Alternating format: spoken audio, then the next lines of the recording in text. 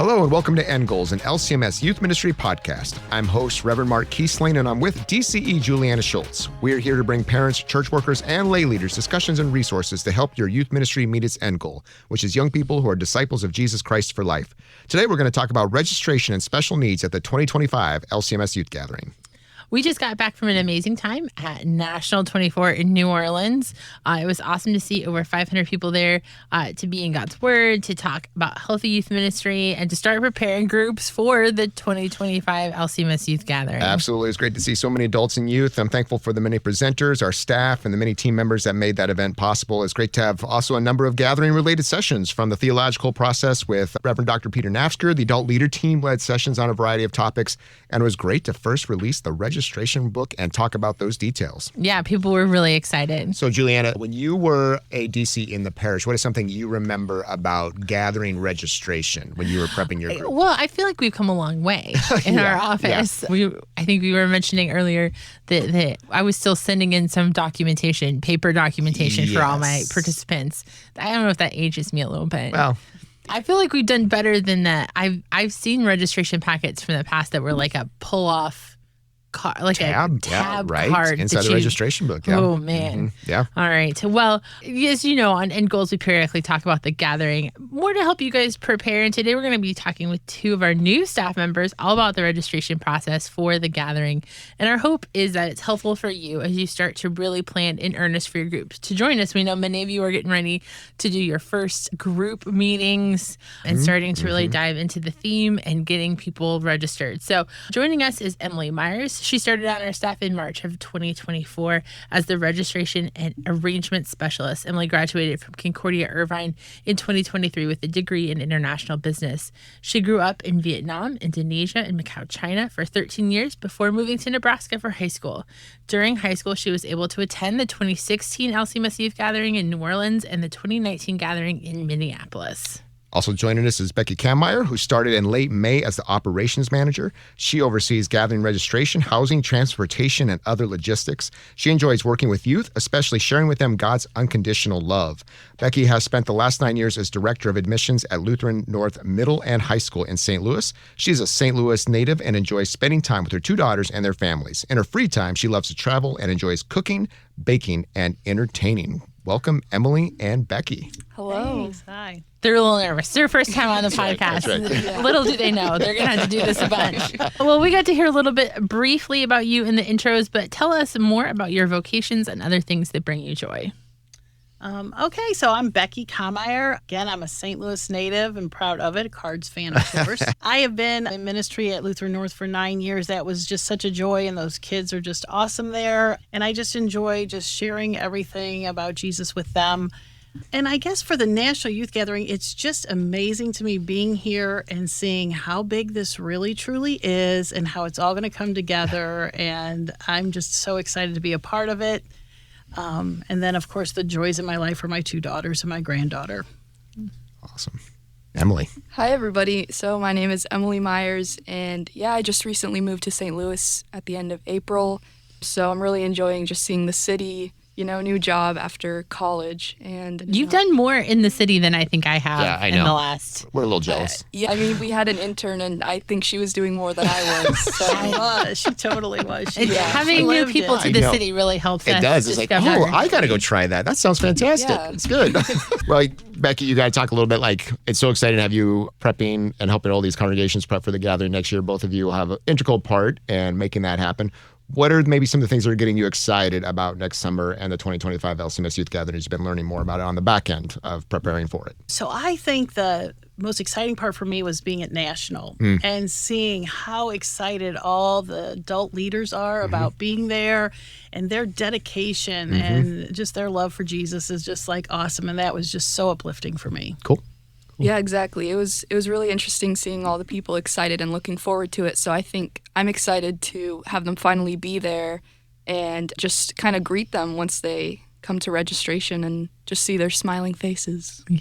Absolutely. Great. It's fantastic. So we have youth leaders all across the country who are prepping for that first meeting where they're recruiting what they think will be the group of people they'll bring to the gathering. So probably one of the first questions that we're going to ask is who is eligible to attend the 2025 LCMS Youth Gathering, both youth and adults? Yeah, so for adults, adult leaders must be at least 21 years of age.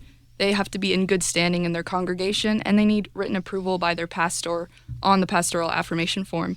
And also, to know how many adult leaders you can bring, you can visit the Gathering website to see our recommended youth to adult ratio. On the other side, for youth must be 14 years old at the time of the gathering or entering his or her 9th grade year at the time of the gathering. And youth participants must also not have turned 21 by the time of the gathering, but we also do suggest that students who are 19 or older, or if they're 1 year out of high school, or if they've been to at least one previous gathering, we recommend them to apply to be young adult volunteers. Awesome. So if I'm thinking about this right now, then if I've got youth who are entering 8th grade, fall of 2024, Yep. they'd be at the youngest age, right? Because they'd be going into 9th grade next year. So 8th graders and above then this fall of 2024. Okay, fantastic. And those that are going out of high school into their first year of college, we're saying, hey, think about being an AAV. Absolutely. Right. Okay. Yeah. Okay, cool. So we have a great glossary of terms on the Gathering website under resources. Yes. So we have some terms that we use for us to keep things straight, and we hope for our adult leaders to do that. It's so long. We kept adding things, but we use this term called primary adult leader. Mm-hmm. Why are they important? So primary adult leaders are a little bit more than just an adult leader. They serve as the liaison between their church's leader, their youth and parents, and then us at the Youth Gathering office. So this primary adult leader is responsible for registration. They're the only person who touches that online registration, and they'll also be receiving most of the direct communication from the youth ministry office. So not really the adults are getting any calls from us. It's more this primary adult leader. Fantastic. So that means one primary adult leader per congregation then? Correct. Okay. All right. Fantastic. And so you might have adult leaders who are doing a variety of different things, right? So I might have an adult leader team and have somebody who's responsible for the food and somebody who's helping plan transportation, but there's only going to be one adult that our office is talking. Correct. And Absolutely. Yeah. And should be making the contact with us as well. Yeah. Fantastic. All right. So I think I have my group of kids ready to go and their parents are all excited. Becky, can you walk us through the steps of getting a group actually registered for a gathering? What do I do? Absolutely. So while sometimes this may seem so overwhelming for you, Correct. Truthfully, one step at a time. Just one step at a time, and it's all going to come together in the end. So you're going to start off by printing out the worksheets and handing those out to your youth, having the parents complete those and return them to you. This will then help you do your data entry when Bravura opens, which Bravura, one of those terms, is our online registration system. It will open sometime in October. We will for sure let you know when that opens. And you're going to go in and you're going to put all the data entry from all those sheets into all the questions, the answers into Bravura. This will register all of your adult leaders, your primary adult leader for sure, and all of your youth. Once that's done and you get your pastor affirmation form signed for all of your people attending with you, you'll print that off. You will print off your payment page and you will put your $150 check with your church ID on it in the mail to us, and you're going to take that to the post office on November the 1st and mail that to us. We will get that. If you need to add adult and youth after that, you can go into Bravura and do that at any time that you want. But please make the note that once that November 1st deadline passes, that then they will be paying the registration fee that is in effect at that point in time. But go ahead and add as needed. Please make your goal to have your final payment to us, all your payments made to us by May the 1st of 2025, because then you'll be able to do express registration when you come to the gathering, and it'll save you so much time. And then know that you can make all your substitution and cancellations. You need to do those by May 28th. We would suggest that if you have somebody cancel on you and say it's in January, kind of hold off till you get closer to that May 28th date, because you may be able to fill that spot and treat it as a substitution. So just kind of hold off, but make sure by May 28th you have all of that taken care of, because that is literally when we will close our registration. And this kind of ties to this, Becky, and you've done a good job of explaining this with churches I think who have asked this. Like, let's say I'm in a congregation and for whatever reason, we're in maybe a transient area, whatever it might be, and I got a group of kids committed now as of October that are ready to go, but I've got this feeling that I'm going to get another 5 or 10 kids and say December, when maybe things settle down for families or whatever might happen, what was your suggestion for that to be? Like, I know I'm going to pay a little bit more, obviously, because the registration rate's going to change, but still it's okay for me to be thinking about having maybe a rolling registration where I'm going to add more names after that date. Okay. Absolutely. You can do that in Bravura. It's one of the beauties of this system. You can do that, and we welcome that. We would love for you to do that. So obviously getting groups together, having conversations, asking good questions. There's just the basic registration data you're going to be collecting, utilizing the forms and things in the registration book. What are maybe some other potential things that an adult leader should be thinking about before they go in to register their groups? Sure. So the first thing you're going to want to think about and probably make a decision on before you go in and register is, do you want to do a service project on-site or off-site or not at all? You will be asked that question in registration. You need to be ready to answer that. When you turn your registration in, you will be put in line as we receive registrations to receive being able to participate in one of the service projects. The other thing is, if you have youth or adults with special needs, there is a special needs form in the registration. So please fill that out and submit it. We will have our registration team, we will have our special needs team reach out to you and work out any details that need to be worked out for your person with special needs. And then the other thing we probably really need to talk about today is if you're traveling as a group. So if you're traveling as a group, say 3 churches want to come together and you're going to be in a bus together and you're coming down, even if you fly, you need to all get together. You need to pick one of the adult leaders, the primary adult leaders, to be our contact for the group. And then you need to each do your individual registrations, come together on November 1st, put them all in one envelope, and mail them to us in one envelope. They all need to be totally complete registrations. If this seems overwhelming, again, you can reach out to me. I'm happy to walk you through any individual situations you may have. And just to clarify, though, that's if you're traveling together and you want to be housed together. And housed together. Yeah, okay. Absolutely. So, Sorry about that. Absolutely. And then the last thing I cannot reiterate more than anything is congregation ID. When you call our office, know your congregation ID. When you email us, congregation ID.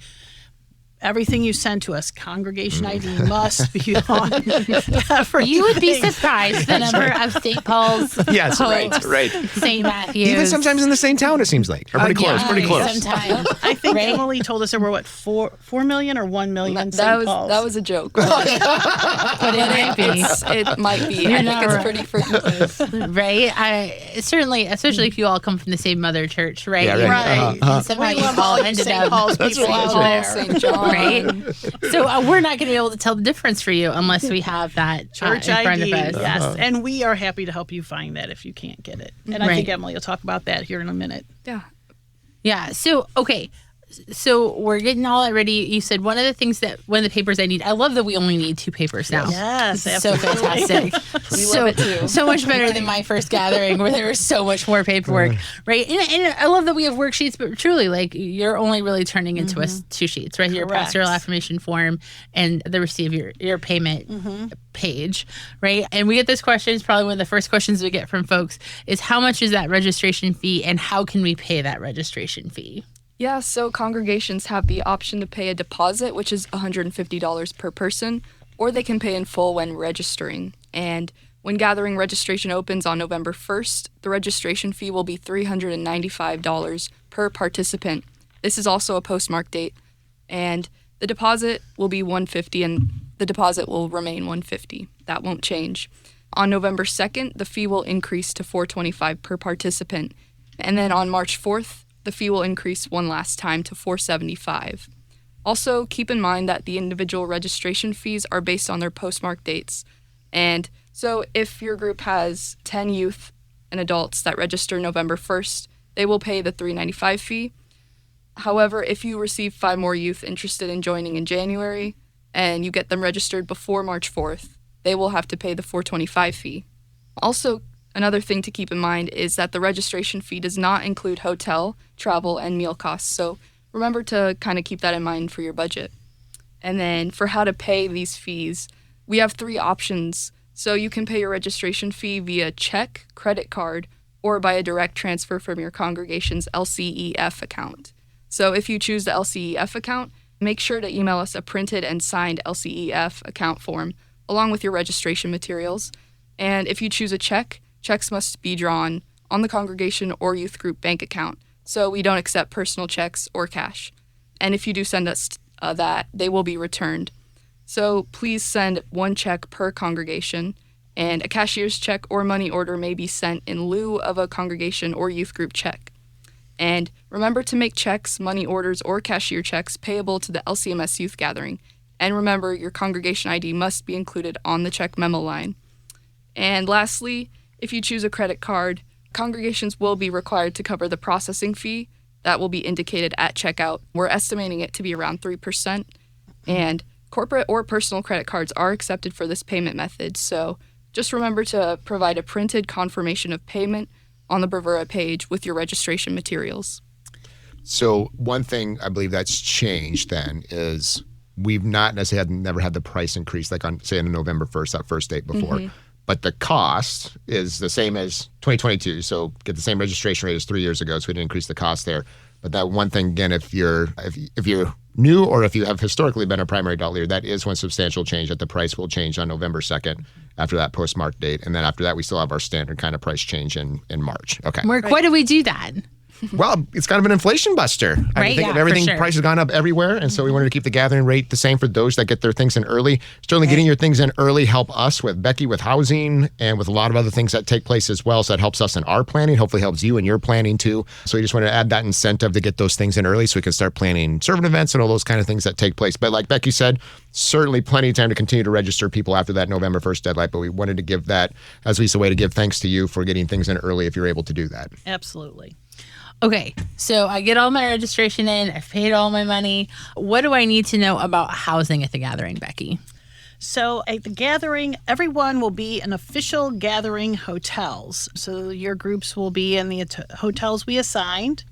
If you are bringing someone along that's not registered to go to the gathering, those people are not allowed to stay in your hotel block. So we will not provide housing for them, just those registered who will be attending the gathering. The costs that are not included in registration are, of course, your food costs and your housing costs. So you need to budget to have those extra money for all of that. And that has been talked about in some of the Thursday evening Zooms. So, Is there a suggested amount that we think we should budget for that hotel? So actually last night on the Zoom meeting, someone said they budgeted $50 per day per student, and that really worked well. For food. For food. Yeah. For housing. Housing. Yes. Yeah. So for housing, so we're saying, why don't you go ahead and budget like $180 for a room per night? And then I think it's 17% tax. Unfortunately, in Louisiana, churches are not tax exempt. So you will be paying the tax on that. And then when you go in and tell us how many rooms you would like, you're going to have to pick some kings and some doubles because there are no hotels that have all double rooms. So everybody's going to get some kings. And just keep in mind that like a king room will house 2 people and a double room will house 4 people. If you want to go a little bit less on those numbers and just give an adult leader their own king room, that's up to you. Not always a bad idea. Yeah, If you want to be nicer like that. be prepared for some adult leaders to be asking you that question if you're the primary adult leader. Right. So anyway, so then when you're thinking about putting people in rooms and stuff, the policy for housing minors and adults, you need to find out what your church's policy is on that, and you go with whatever they say. All our hotels are walkable to all our programs, so you really truly can walk to the Superdome. You can walk to the convention center from wherever you are. So plan on bringing some nice walking shoes. Maybe tell the kids that.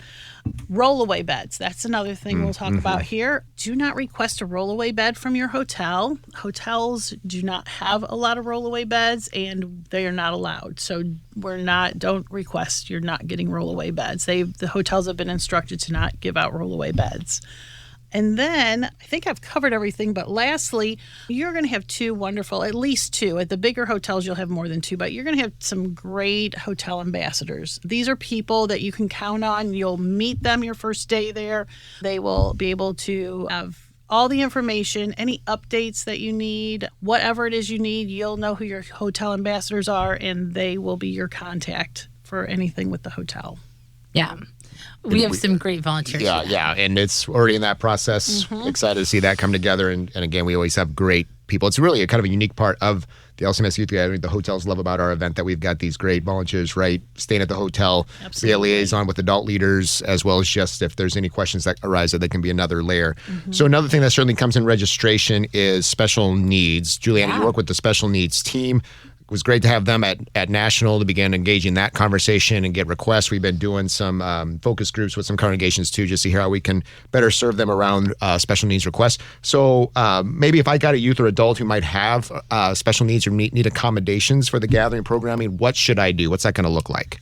Yeah, so there's a great worksheet that's out now with our registration form that we will have you maybe sit down with you as the primary adult leader, a parent, and that participant, or just that participant if they're an adult leader, and walk through the different kinds of things you want to help us, let us know so that we can think about how we might make accommodations for your group. So common things might be, hey, we have a physical situation where there's a disability that means that we can't walk all the way from our convention center to the dome and back, and we can help provide transportation for that for your group. It might be somebody who's deaf or hard of hearing who requires an interpreter. It might be somebody who has sensory issues who may need access to different levels of our sensory rooms.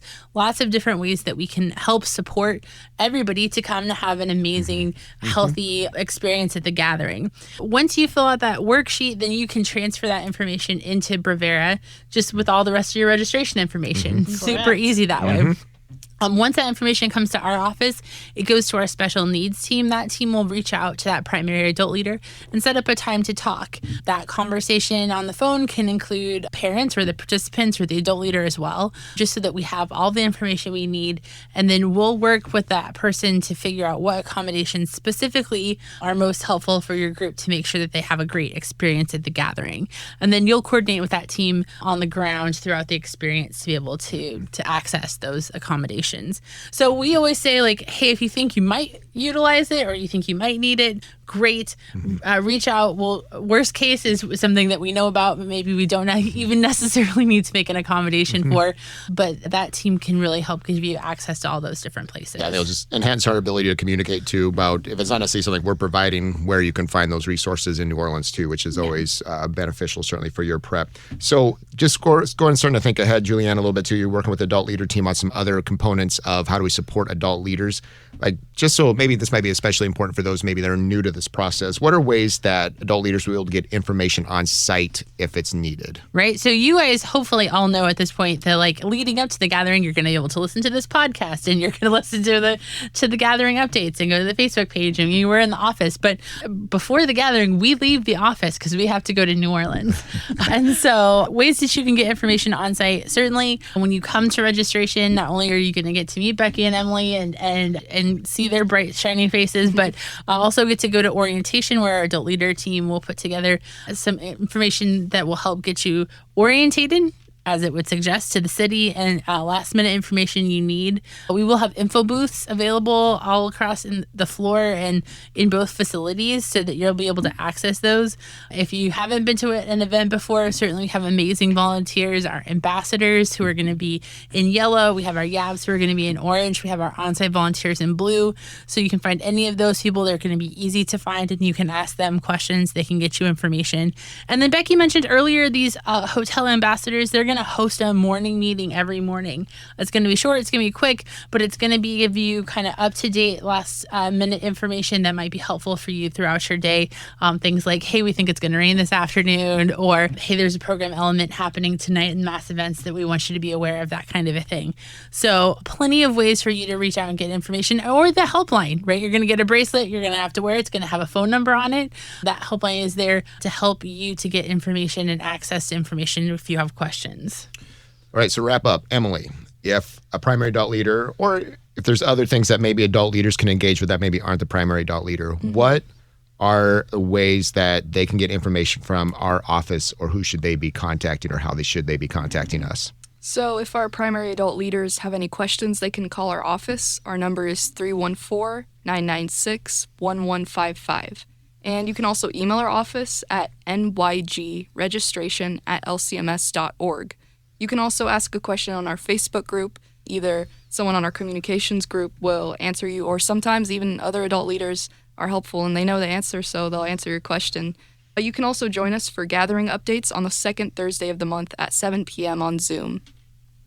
Awesome. And so one thing I'd add to that too is if anyone can also register to get the Gathering Update emails that come out on a regular basis, and that's on the Gathering website as well, as another great way. A lot of things that are going to overlap there, but yet nonetheless, it kind of gives you an easy, hopefully every other week maybe or so, you'll be getting one from our office that'll just kind of keep in refreshing of the things that are updated and new as things come out. Well, thank you, Emily. Thank you, Becky, for your time. Thanks for having us. Yeah, you bet. We're looking forward to the interaction that'll be taking place here in the coming months, getting prepped for July 2025. Yeah, we want to make your registration process as smooth as possible, and we want you to be able to bring as many youth as possible. And our team is here to support you in that process. I just said the word process a bunch of times in a row. But really, we know that it's more than 5 days, right? It is. It is, in fact. It's a big endeavor. I know personally how hard it is to bring a group to the gathering. It's a lot of time and energy, but we believe that it's worth it, and we hope that you do too. We know in your congregations are going to be so much more time that's going to be invested in being in God's word and growing in your relationships with one another and our love for the Lord and love for our home congregations as well as our church body. But we know too, like Juliana said, when we can make registration, we hope as easy and seamless as possible. That just frees you up to have more time and energy to do those important things with your young people. So thank you again, Emily and Becky, for all your investment in our young people as well as also their adult leaders that are coming to the gathering. We hope that'll be a blessed experience for us all. Right. So a couple of closing questions for you to consider. First, have you visited the Gathering website and looked at the resources there? Have you scheduled an introductory meeting for parents and youth at your congregation to discuss registration and your planning process? And have you been praying for your potential youth and adults that you might bring with you to the gathering? We will continue to keep you in our prayers as you prepare your group, your congregation, your adult leaders and parents to come to the 2025 LCMS Youth Gathering to study God's Word and to talk about Endure. Gold's podcast is a production of LCMS Youth Ministry and KFUO Radio. To find out more about LCMS Youth Ministry or to find links to resources mentioned, go to kfuo.org/youthministry. Thank you for listening and caring for the young people of our church.